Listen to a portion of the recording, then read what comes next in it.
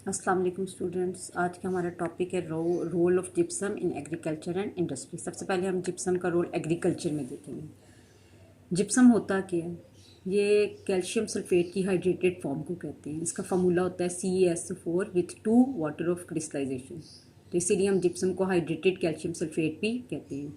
ये ज़्यादातर जो है वो नेचुरली एकरिंग डिपॉजिट्स की फॉर्म में अर्थ क्रस्ट के ऊपर हमें मिलता है, लेकिन हम इसको एग्रीकल्चर फीड में सॉइल में ऐड करते हैं as a source of calcium and sulphur.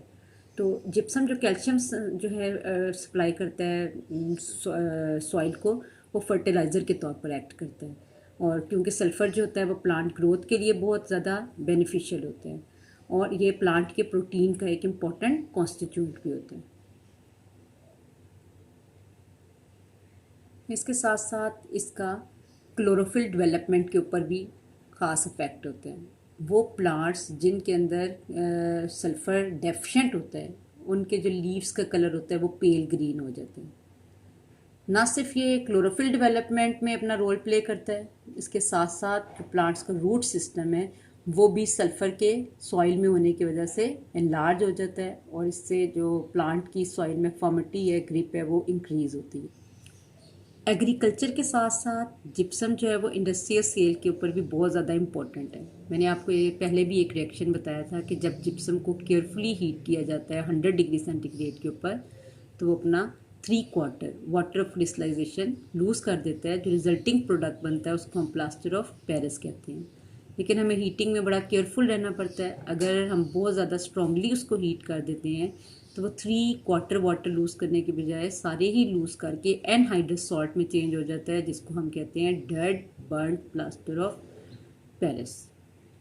Plaster of Paris को हम इंडस्ट्रियल स्केल के ऊपर एक इसकी इम्पोर्टेंट प्रॉपर्टी की वजह से बहुत ज़्यादा यूज़ करते हैं। वो क्या है कि जब हम प्लास्टर ऑफ पेरिस को इसकी क्वांटिटी से हाफ जो वॉल्यूम है वाटर उसके अंदर अगर ऐड कर दें, तो प्लास्टिक टाइप विस्कस मास जो है उसमें ये चेंज हो जाता है। और जब फिर वो जमता है तो वो हार्ड मास में चेंज होने के साथ साथ क्या करता है, थोड़ा सा एक्सपेंड हो जाता है और उसका वॉल्यूम 1% इंक्रीज़ हो जाता है। इस वजह से किसी भी चीज़ का अगर हमने इम्प्रेशन लेना हो तो हम इससे प्लास्टर ऑफ पेरिस की मदद से ले सकते हैं। इसके अलावा प्लास्टर वाज बनाने के लिए जो कास्ट ऑफ स्टैचुरी यानी मुजस्मा साजी की जो जो सनत है, उसमें कॉइन्स में ये सारी जगह पर इंडस्ट्रियल स्केल के ऊपर यूज़ होता है। इसका जो इम्पोर्टेंट प्रोडक्ट है जिप्सम का प्लास्टर ऑफ पेरिस। इसके अलावा प्लास्टर ऑफ पेरिस सर्जरी में भी यूज़ होता है, फ्रैक्चर बोन्स को अपनी जगह पर फिक्स करने के लिए। मार्केट में प्लास्टर ऑफ पेरिस की 2 वैरायटीज़ अवेलेबल हैं। एक को हम कहते हैं सीमेंट प्लास्टर और दूसरे को कहते हैं हार्ड फिनिश प्लास्टर।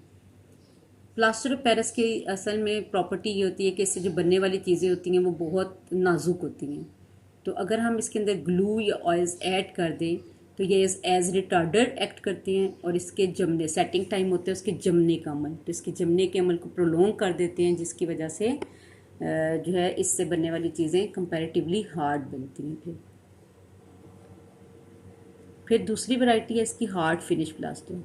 इसको हम कैल्सिनेशन के ज़रिए बनाते हैं। कैल्सिनेशन वो अमल होता है जिसमें जिप्सम को स्ट्रांगली हीट करके उसके सारे वाटर ऑफ क्रिस्टलाइजेशन रिमूव कर दिए जाते हैं। इसमें कोई सॉल्ट भी ऐड किया जाता है, जैसे यहाँ पर मैंने जिक्र किया हुआ एलम और बोरक्स का।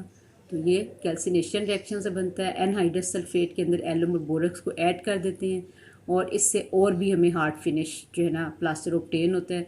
ये बहुत ज़्यादा स्लोली जमता है। सेट का मतलब होता है जमने का अमल। तो ये प्लास्टर्स जो होते हैं हार्ड फिनिश प्लास्टर, ये और भी ज़्यादा स्लोली जमते हैं और भी हार्ड फिनिश देते हैं।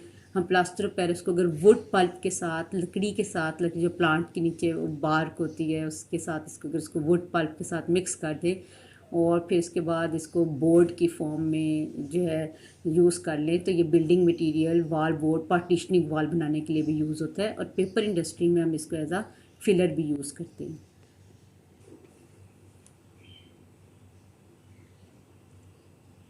प्लास्टर ऑफ पेरिस का एक बहुत बड़ा यूज़, वो सॉरी जिप्सम का एक बहुत बड़ा यूज़ पोर्टलैंड सीमेंट में भी है। सीमेंट की मैन्युफैक्चरिंग के दौरान जो फाइनली पाउडर्ड क्ले और लाइमस्टोन होता है, उससे जो प्रोडक्ट ऑब्टेन होता है उसको हम क्लिंकर कहते हैं। उसको ग्राइंड करके फाइन पाउडर की शक्ल में कन्वर्ट कर लिया जाता है और फाइनली उसमें 2% जिप्सम ऐड करते हैं। वहाँ पे भी जिप्सम का एडिशन यही रोल प्ले करता है कि ये सीमेंट के सेटिंग टाइम को क्या कर देता है, प्रोलोंग कर देता है या इंक्रीज़ हो जाता है। जब सेटिंग टाइम प्रोलोंग हो जाता है, आहिस्ता आहिस्ता होता है, तो क्या हो जाता है, उससे सीमेंट की भी हार्डनेस बढ़ती है। तो इसलिए हम सीमेंट इंडस्ट्री में भी जिप्सम को एक लाजमी कंपोनेंट के तौर पर यूज़ करते हैं। सीमेंट जो है वो क्ले और लाइमस्टोन के हीटिंग से बनता है, फाइनल प्रोडक्ट को क्लिंकर कहते हैं, और जब वो ग्राइंड हो जाता है क्लिंकर तो उसमें फाइनली 2% जिप्सम इसलिए ऐड किया जाता है ताकि सीमेंट का सेटिंग टाइम प्रोलोंग हो जाए। इसके बाद हम लाइम भी कैल्शियम का एक बहुत इंपॉर्टेंट कंपाउंड है। इसका फार्मूला होता है CaO। ये एक सॉफ्ट वाइट कंपाउंड होता है जो कि कैल्शियम कार्बोनेट की डिकम्पोजिशन से हमें ऑब्टेन होता है। इसको भी हम दोनों ही जगह यूज़ कर रहे हैं, एग्रीकल्चर में भी और इंडस्ट्री में भी। सबसे पहले हम इसका एग्रीकल्चर में यूज़ देख लेते हैं। एग्रीकल्चर में कैल्शियम ऑक्साइड की लार्ज क्वांटिटी जो है वो सबसे पहले तो यूज़ हो रही हैं एसिडिक सॉइल्स को न्यूट्रलाइज करने के लिए, क्योंकि कैल्शियम ऑक्साइड को वाटर में डिज़ोल्व करो तो कैल्शियम हाइड्रोक्साइड ऑब्टेन होता है जो कि एक अल्कली है। ये जो है एसिडिक सॉइल्स को न्यूट्रलाइज करने के लिए यूज़ होता है। और इसके अलावा इसके हम क्यों इस्तेमाल करते हैं, कैल्शियम सॉइल के लिए बहुत इंपॉर्टेंट है कि जो फास्फोरस उस वक्त तक प्लांट को अवेलेबल नहीं होता, अगर मौजूद भी हो सॉइल में, जब तक कैल्शियम बीच में मौजूद नहीं है। तो हमें अगर प्लांट के अंदर फास्फोरस की अवेलेबिलिटी को यकीनी बनाना है तो हमें साथ कैल्शियम भी उसके अंदर ऐड करना होगा। फिर इसके अलावा कैल्शियम ऑक्साइड जो होता है वो लाइम और सल्फ़र स्प्रेज बनाने के लिए यूज़ होता है। लाइम और सल्फ़र के जो स्प्रेज होते हैं वो अगर क्रॉप्स के लीफ वगैरह पर और उनके फ्लावर्स के ऊपर स्प्रे किए जाए तो इनका फंजीसाइडल एक्शन है, यानी वो फंजाई को किल करते हैं और इससे रिलेटेड जितनी भी डिजीज़ होती हैं उनको कंट्रोल करने में हेल्प करते हैं। इसी तरह जो कैल्शियम हाइड्रोक्साइड है इसको जो अब हम कैल्शियम ऑक्साइड और वाटर के रिएक्शन से ऑब्टेन करते हैं तो इस अमल को स्लैकिंग ऑफ लाइम कहते हैं। स्लैकिंग ऑफ लाइम क्यों कहते हैं, क्योंकि कैल्शियम ऑक्साइड और वाटर के डिज़ोल्व होने से जो कैल्शियम हाइड्रोक्साइड ऑब्टेन होता है उसको हम कॉमनली स्लैक लाइम भी कहते हैं। अगर आपसे एग्जाम में पूछा जाए स्लैकिंग ऑफ लाइम क्या है, शॉर्ट क्वेश्चन में कैल्शियम ऑक्साइड्स को वाटर में डिज़ोल्व करके स्लैक लाइम के ऑब्टेन करने के अमल को हम स्लैकिंग ऑफ लाइम कहते हैं। अब हम बात कर लेते हैं कैल्शियम के रोल की प्लांट ग्रोथ में।